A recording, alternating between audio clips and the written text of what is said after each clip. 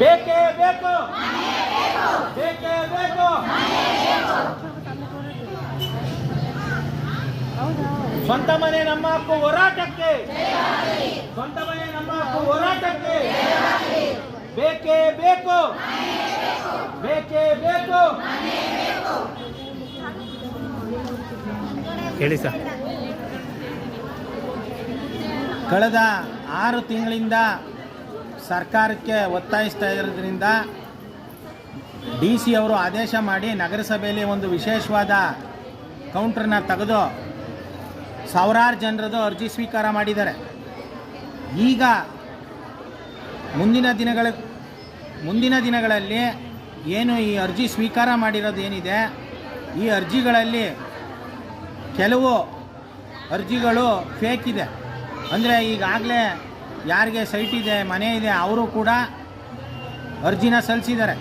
ಹಾಗಾಗಿ ಸರ್ಕಾರ ಈಗ ಸ್ವೀಕಾರ ಮಾಡಿರುವಂಥ ಅರ್ಜಿಗಳನ್ನ ಪರಿಶೀಲನೆ ಮಾಡಿ ನಿಜವಾಗ್ಲೂ ಎಲ್ಲೂ ಕೂಡ ಅವ್ರಿಗೆ ಒಂದಿಷ್ಟಗಲ ಜಾಗ ಇಲ್ಲ, ಎಲ್ಲೂ ಕೂಡ ಮನೆ ಇಲ್ಲ ಅನ್ನುವಂಥ ಕುಟುಂಬಗಳಿಗೆ ಇವರು ಸ್ವಂತ ಮನೆ ಇಲ್ಲದ ಸಂತ್ರಸ್ತರು ಅಂತೇಳಿ ಒಂದು ಪಟ್ಟಿನ ಬಿಡುಗಡೆ ಮಾಡಬೇಕು.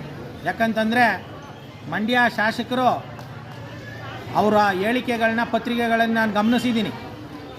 5,000 ಮನೆಗಳಿಗೆ ನಾನು ಅನುಮೋದನೆ ಪಡ್ಕೊಂಡಿದ್ದೀನಿ ಅನ್ನುವಂಥ ಪತ್ರಿಕಾ ಹೇಳಿಕೆಗಳಿರ್ಬೋದು, ಪತ್ರಿಕಾಗೋಷ್ಠಿ ಇರ್ಬೋದು, ಇದನ್ನೆಲ್ಲ ಗಮನಿಸಿದ್ದೀವಿ.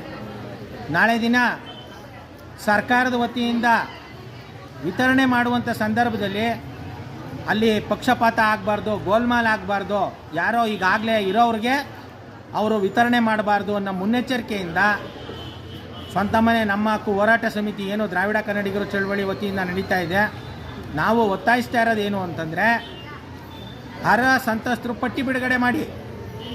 ಯಾರು ನಿಜವಾಗ್ಲೂ ಮನೆ ಇಲ್ಲ, ಅವ್ರದ್ದು ಆಧಾರ್ ನಂಬರು ಮತ್ತು ಅವರ ಹೆಸರನ್ನ ಪಟ್ಟಿನ ಬಿಡುಗಡೆ ಮಾಡಿದ್ರೆ ಆವಾಗ ಗೊತ್ತಾಗುತ್ತೆ ಎಷ್ಟು ಜನ ನಿಜವಾಗ್ಲೂ ಇದ್ದಾರೆ, ಎಷ್ಟು ಜನ ಇಲ್ಲ ಅಂಥೇಳಿ.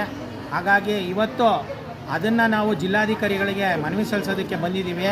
ಇಲ್ಲಿ ಜಿಲ್ಲಾಧಿಕಾರಿಗಳ ಕಚೇರಿಲಿ ಪ್ರತಿದಿನ ಇಲ್ಲಿ ಬಾಗಿಲಲ್ಲಿ ಒಂದಿಬ್ಬರು ಪೊಲೀಸವ್ರು ನಿಂತಿದ್ರು, ಅವರು ಕೂಡ ಇಲ್ಲ. ಆಗಲೇ ಅರ್ಧ ಗಂಟೆ ಆಯಿತು ಹೇಳಿ ಒಳಗೋಗಿ ಬಂದು ಮನವಿ ಸ್ವೀಕರಿಸಿ ಅಂತ, ಅವರು ಕೂಡ ಬರ್ತಾ ಇಲ್ಲ. ಎಲ್ಲ ಹಿಂಬದಿ ಬಾಗಿಲಲ್ಲಿ ಓಡಾಡ್ತಾ ಇದ್ದಾರೆ ಅಧಿಕಾರಿಗಳು. ಇವ್ರಿಗೆ ಬಡವ್ರು ಕಂಡ್ರೆ ಯಾಕಿಷ್ಟು ತಾತ್ಸಾರ ಅಂತ ನನಗಂತೂ ಗೊತ್ತಾಗ್ತಾ ಇಲ್ಲ. ಜಿಲ್ಲಾಡಳಿತ ಇದನ್ನು ತಿದ್ಕೊಳ್ಳಿಲ್ಲ ಅಂತಂದರೆ ಮುಂದಿನ ದಿನಗಳಲ್ಲಿ ಅನಿರ್ದಿಷ್ಟ ಸತ್ಯಾಗ್ರಹನ ಮಾಡಬೇಕಾಗುತ್ತೆ. ಅದನ್ನು ಜಿಲ್ಲಾಡಳಿತಕ್ಕೆ ಈ ಮೂಲಕ ಎಚ್ಚರಿಕೆಯನ್ನು ಕೊಡ್ತಾ ಇದ್ದೀವಿ.